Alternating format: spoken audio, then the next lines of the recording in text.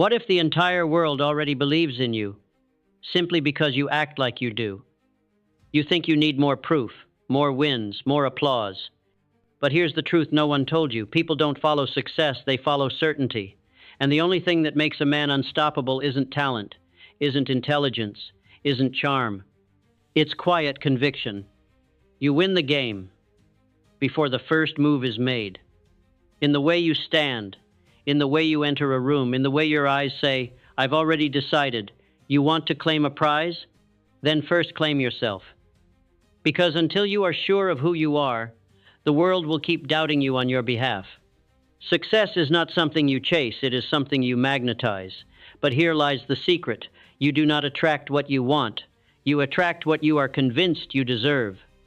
And that conviction, that certainty, is not built in public. It is forged in silence, in solitude, in the quiet, private rituals where a man learns to trust his own voice louder than the noise of the world. Most people get this equation backwards. They think, once I succeed, I'll be confident. Once I win, I'll believe in myself. Once the world sees me, I'll finally see myself. But that's not how the laws of the mind work, and it's not how the laws of wealth work either. Let me make this crystal clear. The prize doesn't come to the one who waits to be chosen. The prize comes to the one who chooses himself. You may not realize it, but the world is always watching. Not your Instagram, not your resume, but your energy. The world wants to know, do you believe in your direction? Do you move like a man who is already living the future he speaks of? Or are you still begging for permission? There's a difference between a man who is searching for answers and a man who is walking as if he is the answer. The latter is magnetic, the former is ignored. The universe gives to the man who has already become. Most men are addicted to feedback. They won't act unless someone claps first. They won't speak unless someone listens. They won't move unless someone approves. That is not strategy. That is slavery. You cannot build greatness by checking mirrors. You cannot win a prize you're too afraid to pursue alone. The man who achieves something extraordinary must be willing to be misunderstood. He must walk through the desert of doubt. He must stay loyal to a vision only he can see. And while others mock him or worse, ignore him, he builds, he sharpens, he prepares, because he knows certainty is the price of admission. People will accuse you of being full of yourself. Let them. The world is full of empty men looking for validation from other empty men.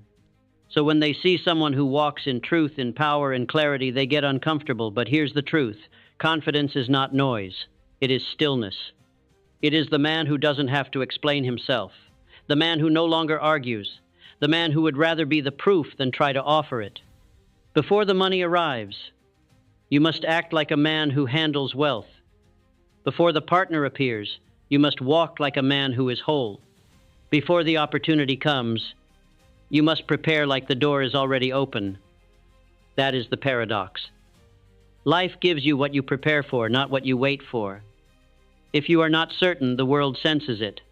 Your posture, your tone, your decisions. Everything whispers, he's not ready. And so the prize passes you by not because you weren't capable, but because you weren't convinced. You don't become certain by chance, you become certain by discipline. You wake up early, you keep your word to yourself, you study when no one is watching, you train your mind like a warrior, you write, you reflect, you fortify. And in those quiet hours, you begin to recognize a different voice, your own, the voice that doesn't shake, the voice that doesn't wait, the voice that says, I was born for this. And when that voice becomes louder than your doubt, when it becomes the narrator of your life, then, and only then, does the world start echoing it back. People chase trophies, but trophies are just mirrors. They reflect the certainty that was already present. You don't become great when you win. You win because you've already become great. The prize is not the house, not the money, not the applause. The real prize is the transformation, the man you had to become along the way, the habits you built, the self-trust you earned, the silence you conquered. Because when you're certain of yourself, you don't need the prize. But that's exactly when it finds you. There is a secret language only the successful understand, and it has nothing to do with words. It is posture, presence, pace. It's the way a man moves, the way he walks into a room. The way he shakes a hand, looks you in the eye, and doesn't flinch. Before anyone trusts your vision, they measure your vibration. And long before the victory arrives, the truly great already walk like they've claimed it. Not because they're pretending, but because deep down they've already decided. When a man is sure of himself, you can see it before he speaks. He doesn't rush, he doesn't broadcast, he doesn't chase, because he knows the prize is drawn to gravity, not noise. There's a quiet pull in him. Something settled, something final. He walks like a man who doesn't need to convince anyone. Why? Because he's already convinced himself. And that's the only audience that ever mattered. Some confuse this confidence with performance. They mimic swagger. They try to look busy, loud, aggressive. But pretending is a hollow drum. It makes noise, but no music. True certainty is not performative. It is embodied. It lives in your breath, your stillness, your decisions. It shows up in how you speak when no one is watching. A man can fool others for a while, but the energy never lies, and life never pays the imposter. Every result you see in your life right now is a reflection of your identity. Not your effort, not your intention, your identity. And if you're not walking like the man who deserves more, life won't contradict you. So let me ask you, do your habits reflect the outcome you desire? Do your routines confirm the standard you speak of? Does your presence already match the stage you want to stand on? Because if not, you have a signal problem, not a potential problem. Life rewards congruence, not desire. You cannot fake this walk. It is built through repetition, through early mornings, brutal honesty, and sacred self-respect. Every decision becomes a vote for who you are. Every promise kept becomes a layer of your unshakable center. And over time, that man emerges not in theory, but in motion. He begins to walk differently. He begins to speak with weight, not volume. Weight, because every syllable now comes from a place of integration, and people feel it, even if they don't understand it. Read this slowly. The winner is not ready when he starts. He becomes ready because he starts. Certainty is not a condition. It is a decision. And the man who waits to feel ready dies 1,000 times in hesitation. The man who moves anyway, he forges readiness in the fire of forward motion. His first steps are clumsy. His voice wavers. But he doesn't stop. And eventually the world begins to believe what he always knew, that he was never auditioning. He was claiming what was his. When you pursue a goal with hesitation, the world mirrors doubt. When you move like it's already done, doors swing open. This is not arrogance. This is alignment. To walk like it's yours means you stop over-explaining, you stop shrinking in rooms, you stop tolerating anything beneath your standard, and as you walk this path, things begin to shift. Not because the world changed, but because your frequency did. Everything you want, every result, every accolade, every yes, begins with a simple but world-altering truth. You are the prize first, then the world delivers the reflection. If you wait for the win to act like a winner, you'll spend your life chasing your own shadow. But when you walk like the prize has already been won, life adjusts. People lean in. Opportunities appear. The mirror changes because you changed. So now I ask you, will you keep walking like you're still becoming? Or will you walk like the man who has already arrived? You want to walk like a winner? Then you must train your mind to follow. Because confidence is not an emotion. It is a consequence of deliberate, repeated internal conditioning, the kind that most men never do because they are waiting to feel ready. But the mind, my friend, is not built for belief. It is built for survival. And to the survival mind, the unknown is danger. So it will sabotage every ambition you dare to pursue until you teach it otherwise. Your mind isn't loyal to your goals, it's loyal to your patterns. It will return to scarcity, even if abundance is near, because scarcity feels familiar. It will sabotage relationships because loneliness is predictable. It's not personal, it's biological. But biology can be overridden, and the way to override it is through repetition. Relentless, conscious, emotionalized repetition. You must condition your mind to accept your own greatness before the world ever reflects it. Modern men confuse affirmations with transformation. They repeat mantras like robots and expect miracles. But a belief is not what you say. It's what your nervous system accepts, and that requires emotion. You must not only speak power, you must feel it as truth, visualize it, write it. Say it aloud with presence.